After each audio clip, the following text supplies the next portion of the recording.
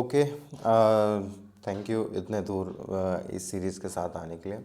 और अभी ये नॉट लिस्ट मतलब मोस्ट इम्पॉर्टेंट टॉपिक्स बचे हुए हैं जहाँ पर हम मेटा टैग्स की बातें करेंगे। इसी की वजह से आपकी सर्च इंडेक्सिंग होती है गूगल में सारी चीज़ें, और आप इसमें इसी की वजह से आप डिटेल्स डालते हो, पर्टिकुलर वेबसाइट की डिटेल्स। तो मैंने कुछ पेस्ट कर रखे हैं मेटा टैग्स, जैसे एक करेक्ट मेटा टैग्स एक्चुअली कुछ नहीं होते, वेबसाइट की मेटा डिटेल्स को रिप्रेजेंट करते हैं कि ये वेबसाइट जो है या पेज जो है पर्टिकुलर किस चीज़ को रिप्रेजेंट करता है और किस चीज़ से बना हुआ है। तो ये UTF-8 कैरेक्टर सेट यूज़ करता है, व्यू पोर्ट इस तरीके से काम करता है।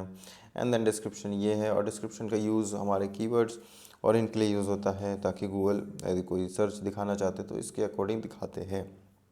ओके, एंड देन रैंकिंग अलग काम करती है। आप फिर कीवर्ड्स देते हो, गूगल कीवर्ड्स जो भी पर्टिकुलर पेज रिप्रेजेंट करता है, ऑथर कौन है, रोबोट किस किस पेज को फॉलो कर सकते हैं। और जब आपका कार्ड बनता है, जब मेटा टैग कार्ड बनता है, एसईओ कार्ड बनता है, जैसे आप व्हाट्सएप पे शेयर कर रहे हो या टेलीग्राम पे शेयर कर रहे हो, तो जो कार्ड बनता है उसमें क्या क्या डेटा होगा वो इस तरीके से रिप्रेजेंट होता है। क्या यूआरएल बनेगा, है ना, ट्विटर कार्ड बोलते हैं जिसको हम। ओके, तो आप क्या थीम फॉलो कर रहे हो, ये इंटरनेट एक्सप्लोरर मतलब सपोर्ट करता है कि नहीं, कंपैटिबल है कि नहीं, इस तरीके से। और ये तो रिपीटेटिव है।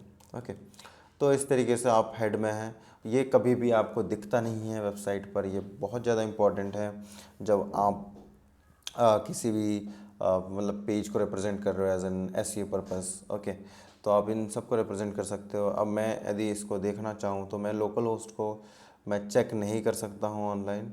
ओके, तो मैं इस लोकल होस्ट को चेक नहीं कर सकता हूँ, पर मेरे पास ngrok है जो HTTP मेरा 5500 को रन करेगा। ओके, एंड देन मैं इस पेज को ओपन कर सकता हूँ, open with live server. Okay, done. अब मुझे लिंक मिला होगा यहाँ पर, इस लिंक को मैं कॉपी कर लूँगा। जस्ट ये एक लिंक मिला है आपको, तो आप इसको कॉपी कर सकते हो। ओके, एंड देन यहाँ पेस्ट कर सकते हो, पार्स मेटा डेटा।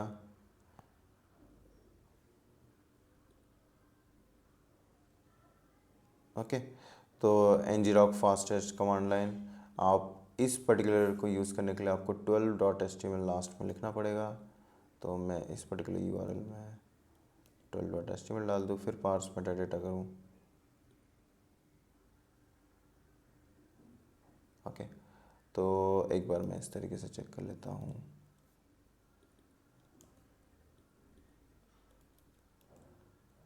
स्लैश, सबसे बड़ा इशू यही है कि आपको इसको डिप्लॉय ना करना पड़ जाए, है ना। तो मैं फिर भी मैं चेक करके बताता हूँ कि हमें डिप्लॉय करना पड़ेगा कि नहीं। Visit website and that's it, एक पास करें।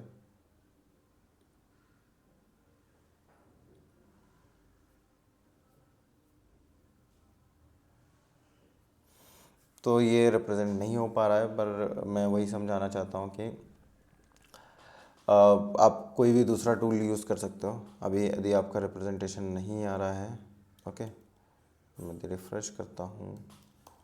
मैं hello guys, like share and comment करना ना भूलें, और नए अपडेट्स के लिए डिस्क्रिप्शन एंड आई बटन को चेक करें। एंड 1-to-1 ट्यूटोरियल्स के लिए, 1-to-1 मेंटरशिप के लिए आप मुझे डायरेक्ट कांटेक्ट कर सकते हो ईमेल पर। Thank you.